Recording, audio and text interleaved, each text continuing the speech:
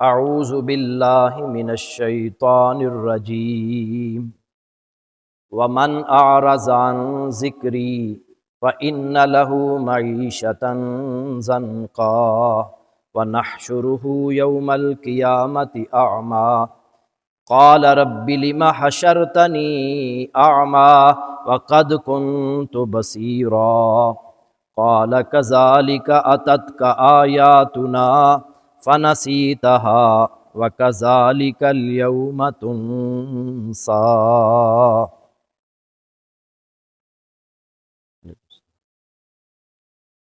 سورہ طٰہٰ آیت نمبر 124 تا 126۔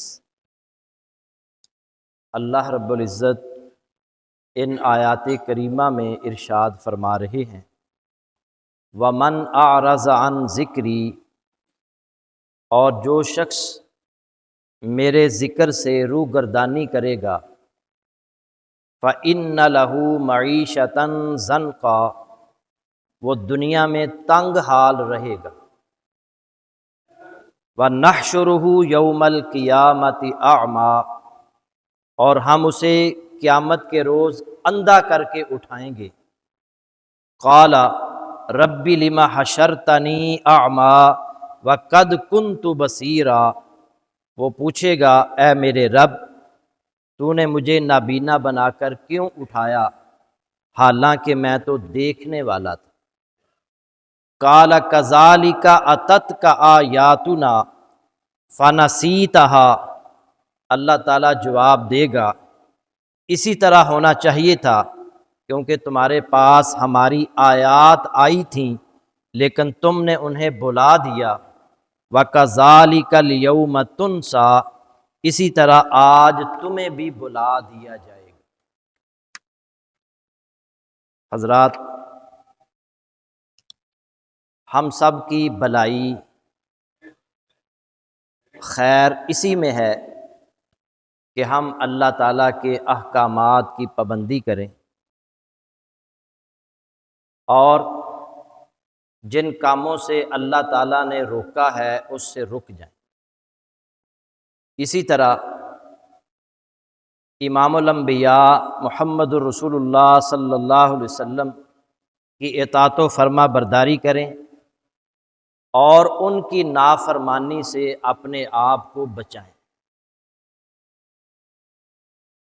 اللہ اور اس کے رسول کی اطاعت جو ہے اس سے ہی انسان کو حقیقی کامیابی حاصل ہوگی۔ اللہ رب العزت نے سورہ احزاب کی آیت نمبر 71 میں فرمایا وَمَن يُطِعِ اللَّهَ وَرَسُولَهُ، جو اللہ اور اس کے رسول کی اطاعت کرے گا فَقَدْ فَازَ فَوْزًا عَظِيمًا، تو وہ یقیناً بڑی کامیابی سے ہمکنار ہو گیا ہے۔ جبکہ اللہ اور اس کے رسول کی نافرمانی یہ واضح گمراہی ہے۔ اللہ رب العزت نے سورہ احزاب کی آیت نمبر 36 میں فرمایا وَمَن يَعْصِ اللَّهَ وَرَسُولَهُ فَقَدْ ضَلَّ ضَلَالًا مُبِينًا، جو اللہ اور اس کے رسول کی نافرمانی کرتا رہے گا تو وہ یقینی طور پر واضح گمراہی میں۔ حضرات، دنیا اور آخرت کی کامیابی کا انحصار اللہ اور اس کے رسول کی اطاعت میں مضمر۔ دنیا میں بھی کامیابی چاہتے ہیں اللہ کی مانیں اور اس کے رسول کی مانیں، اور آخرت میں بھی کامیابی کے لیے اللہ اور اس کے رسول کی اطاعت کرنے والا ہی کامیاب ہوگا۔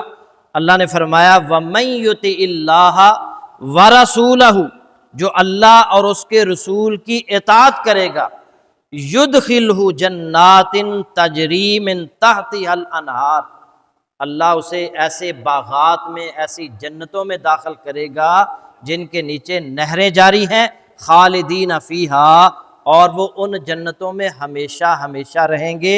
وَذَلِكَ الْفَوْزُ الْعَظِيمُ، اور یہی دراصل بہت بڑی کامیابی۔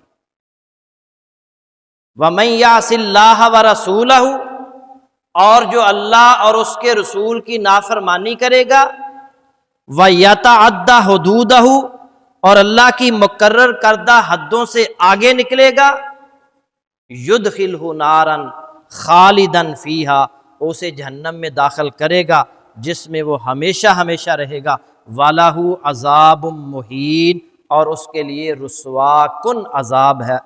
النساء کی 13 اور 14 نمبر آئے۔ اس آیت سے بھی پتہ چلا کہ کامیابی جو ہے وہ اللہ اور اس کے رسول کی اطاعت میں ہے، اور ناکامی اللہ اور اس کے رسول کی نافرمانی میں ہے۔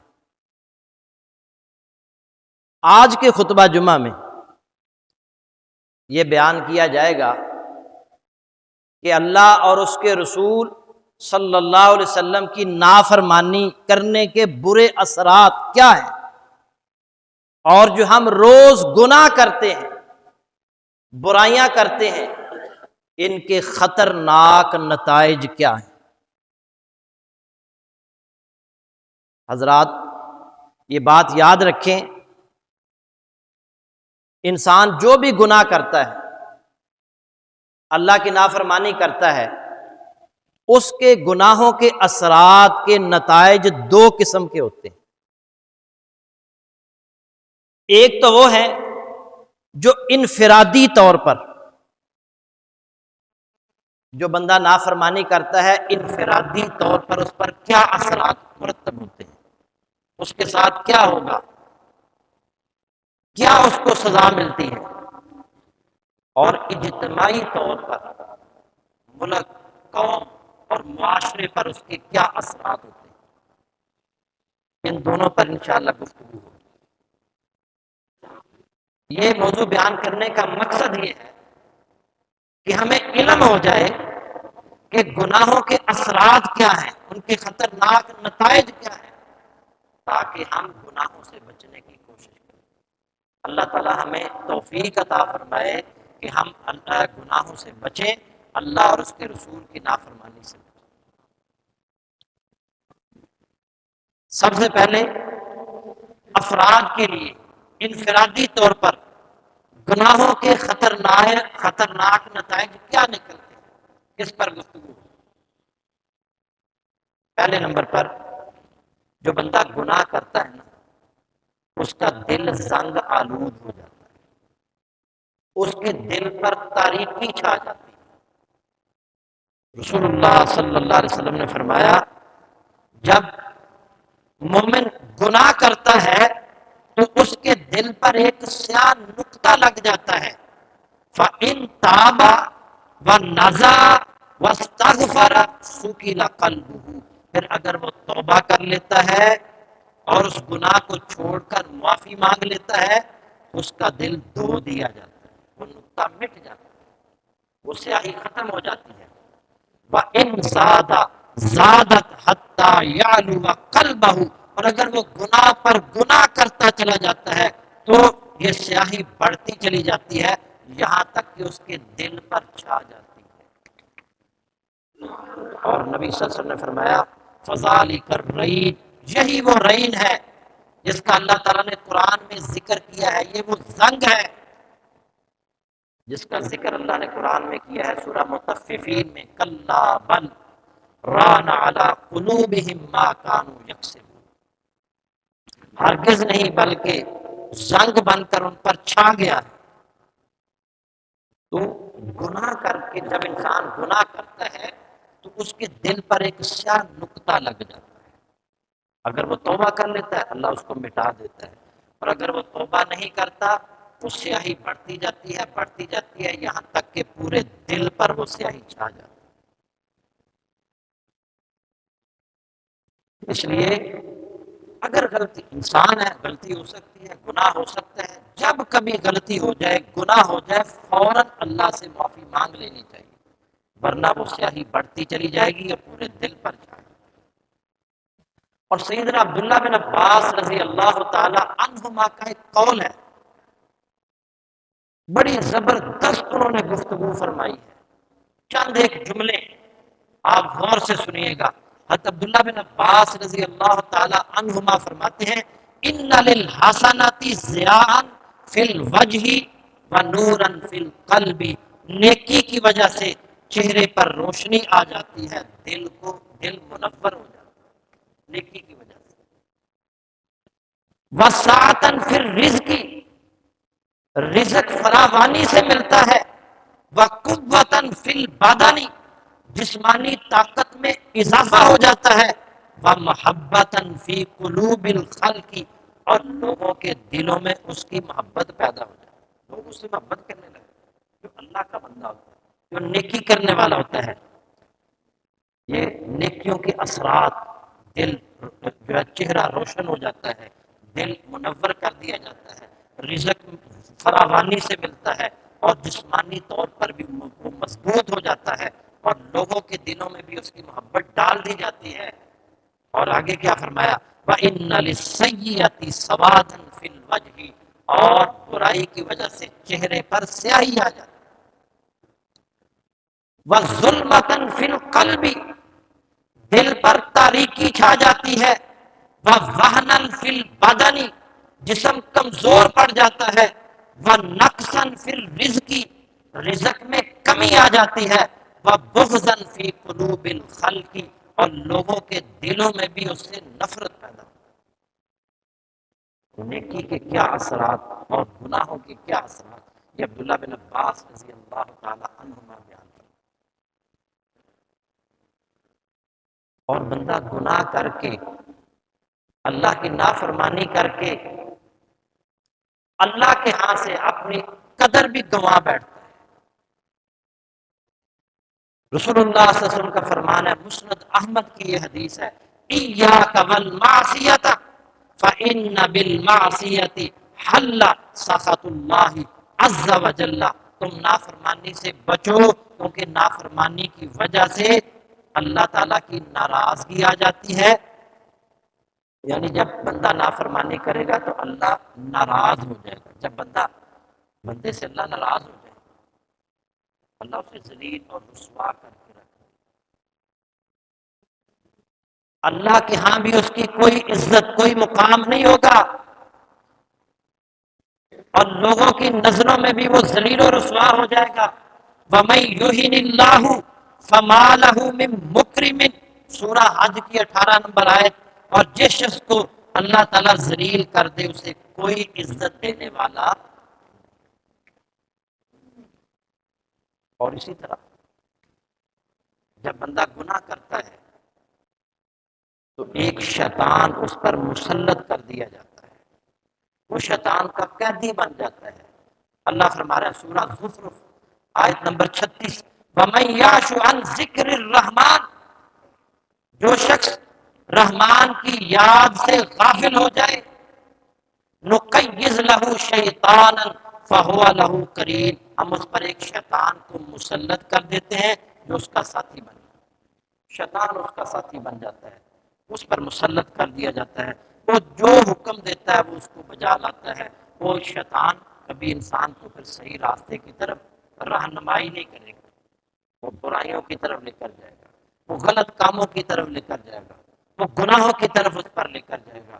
اس لیے گناہوں سے بچنا چاہیے، ورنہ مسلسل گناہ کر کر کے انسان اس سٹیج پر آ جاتا ہے کہ وہ شیطان کے ہاتھوں میں کھلونا بن جاتا ہے، وہ جس طرح چاہتا ہے اس کو استعمال کرتا ہے۔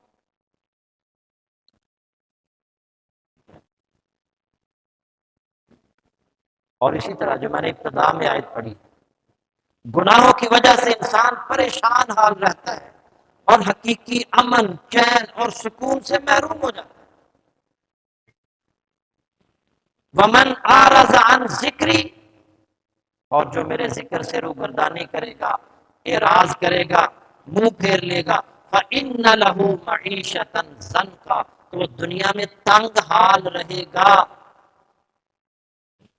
وَنَحْشُرُهُ يَوْمَ الْقِيَامَةِ أَعْمَىٰ، اور ہم قیامت کے روز اسے اندھا کر کے اٹھائیں گے، سکون نہیں ہوگا۔ آج ہم نہ امن، نہ سکون، نہ چین، پریشان ہی پریشان، ہر بندہ رو رہا ہے، ہر بندہ پریشان ہے، کوئی مہنگائی کا رونا رو رہا ہے، کوئی کچھ کہہ رہا ہے، کوئی کچھ کہہ رہا ہے، اور ہم میں سے کوئی شخص بھی اپنی ذمہ داری محسوس نہیں کر رہا۔ سب حکمرانوں کو کہ اس نے، کوئی کہہ رہا جی انہوں نے بیڑا غرق کر دیا، وہ کہہ رہا ہے انہوں نے بیڑا غرق کر دیا، کوئی کہہ رہا ہے ججوں نے بیڑا غرق کر دیا، کوئی کہہ رہا ہے جرنیلوں نے بیڑا غرق کر دیا، کوئی کہہ رہا ہے اسٹیبلشمنٹ بیڑا غرق کر رہی ہے۔ کوئی شخص یہ نہیں کہہ رہا کہ میری بھی تو کوئی ذمہ داری ہے نا۔ ٹھیک ہے انہوں نے غرق کر دیا، آپ نے کیا کیا، ہم نے کیا کیا؟ کیا ہم نے اپنے آپ کو گناہوں سے بچانے کی کوشش کی؟ کیا ہم نے اللہ اور اس کے رسول کی اطاعت کی؟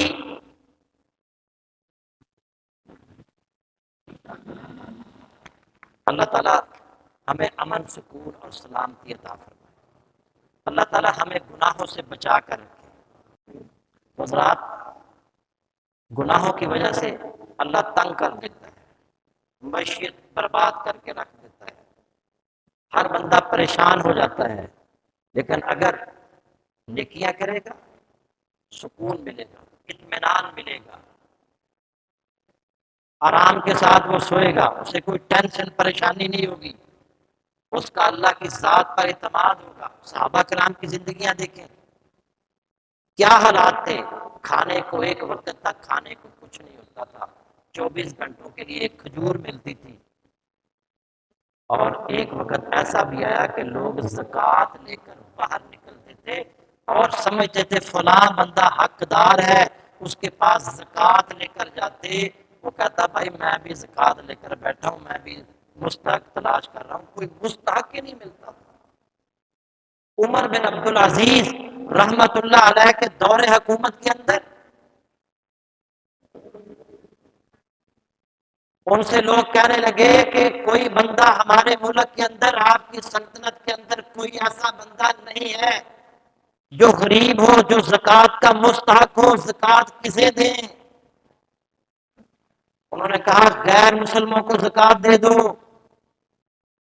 بتایا گیا جی ہمارے ملک کے اندر جو غیر مسلم رہتے ہیں اللہ نے ان کو بھی بڑا مال دے دیا، وہ بھی زکوٰۃ کے مستحق ہیں۔ اندازہ کریں، پھر کہنے لگے یہ پرندوں کو، چرندوں کو، یہ جو ہے نا وہ دانہ خرید کر ان کو ڈال دیا۔ اتنے حالات بہتر ہو گئے تھے۔ اور گناہوں کی وجہ سے انسان کے پاس جو نعمتیں ہوتی ہیں اللہ ان نعمتوں کو چھین لیتا ہے اور آنے والی نعمتوں کو روک لیتا ہے۔ سیدنا آدم علیہ السلام، اما حوا علیہ السلام، اللہ نے جنت دے دی، جنت کی ساری نعمتیں دے دی، ان سے ساتھ یہ کہا کہ وَلَا تَقْرَبَا هَٰذِهِ الشَّجَرَةَ، یہ ساری نعمتوں سے فائدہ حاصل کرو، کھاؤ پیو موج اڑاؤ، مگر یہ جو درخت ہے اس کے قریب نہیں جانا، اس کا پھل نہیں کھانا۔ شیطان نے ورگلایا، پھسلایا، اس کے بہکاوے میں آ کر وہ پھل کھا لیا۔ اللہ نے نعمتیں ساری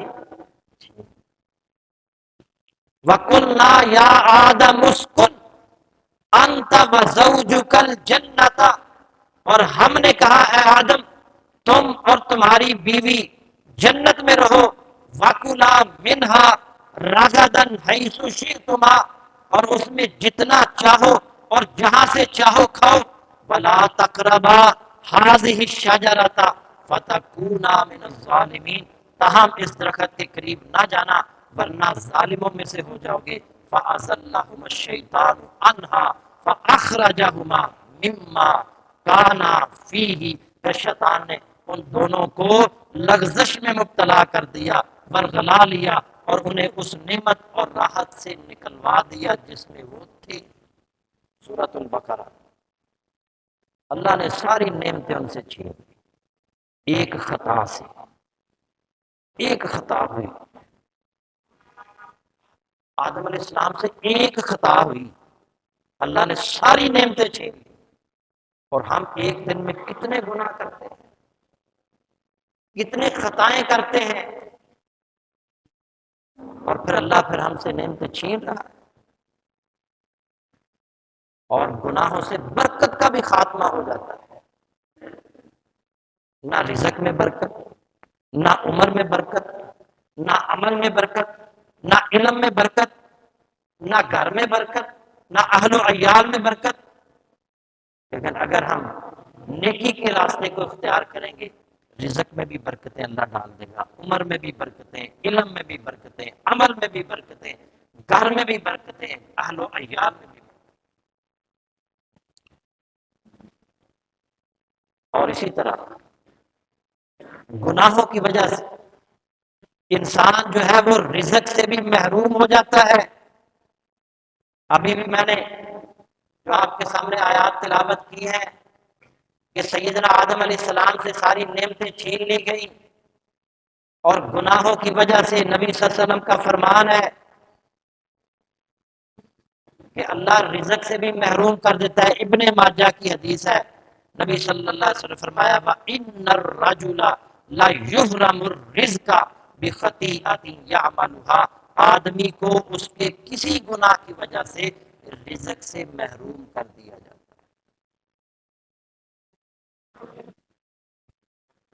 ہم کہتے ہیں کاروبار کیوں تباہ ہوا میرا، اور ہم اس پر سوچ و بچار کرتے ہیں، لیکن ہم اپنی طرف نظر نہیں ڈالتے کہ مجھ سے کہیں گناہ تو نہیں ہو رہے، غلطیاں تو نہیں ہو رہی۔ اللہ کے نبی صلی اللہ علیہ وسلم فرما رہے ہیں گناہ کی وجہ سے رزق سے محروم کر دیا جاتا ہے۔ ایک آدمی صدقہ اور خیرات لے کر، اسے پتہ فلاں گھر والے جو ہے نا وہ مستحق ہیں، غریب ہیں، اس نے پیسے لیے اور ان کی کفالت، ان کی مدد کرنے کے لیے ان کے گھر تک پہنچا۔ جب ان کے گھر کے قریب گیا تو اندر سے گانوں کی اور رقص و سرود کی آوازیں آ رہی تھی۔ وہ واپس پلٹ گیا کہ یہ لوگ، میں ان کو صدقہ خیرات زکات دوں گا اور یہ اللہ کی نافرمانی میں لگائیں گے۔ گھر میں آیا ہوا رزق واپس پلٹ گیا۔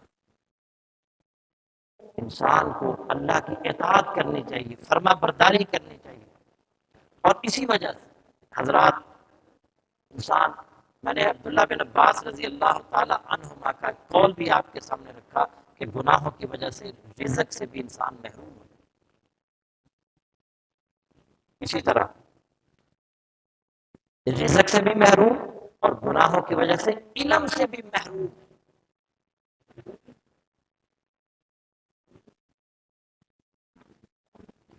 امام شافعی رحمت اللہ علیہ، یہ امام مالک رحمت اللہ علیہ کے شاگرد تھے۔ امام مالک رحمت اللہ علیہ اپنے شاگرد کی ذہانت فطانت سے بڑے متاثر، ایک دن کہنے لگے اللہ کی قسم میں دیکھ رہا ہوں کہ اللہ تعالیٰ نے آپ کے دل میں نور پیدا کر دیا ہے، لہذا آپ اس نور کو نافرمانی عصیان کی تاریکی کے ذریعے نہ بجھانا۔ جو اللہ نے نور آپ کو عطا کیا ہے، اللہ کی نافرمانی کر کے اور اس کی جو ہے نا وہ اطاعت نہ کر کے اس نور کو بجھا نہ دینا۔ اور امام شافعی رحمت اللہ علیہ فرماتے ہیں شکوت الی وقی سوء حفظی، میں نے وقی رحمت اللہ علیہ سے شکایت کی کہ میری قوت حافظہ کمزور ہو گئی ہے۔ فارشدنی الی ترک المعاصی، تو انہوں نے فرمایا گناہ چھوڑ دو، گناہ چھوڑ دو۔ فإن العلم فضل من الہ وفضل اللہ لا یؤتی لعاصی، علم اللہ کا فضل ہے اور یہ کسی نافرمان کو نہیں دیا جاتا۔ جو نافرمان ہو، گناہ کرنے والا ہو، اللہ اس کو علم سے بھی محروم کر۔ مزید انشاءاللہ آئندہ خطبہ میں بھی چند ایک باتیں انفرادی طور پر جو گناہوں کے اثرات ہوتے ہیں اس پر گفتگو ہوگی، اور پھر اجتماعی طور پر معاشرے پر اس کے کیا اثرات ہوتے ہیں اس پر انشاءاللہ آئندہ جمعہ میں گفتگو ہوگی۔ اللہ سے دعا ہے کہ جو سنا ہے اس پر عمل کی توفیق عطا فرمائے۔ وآخر دعوانا ان الحمدللہ رب العالمین۔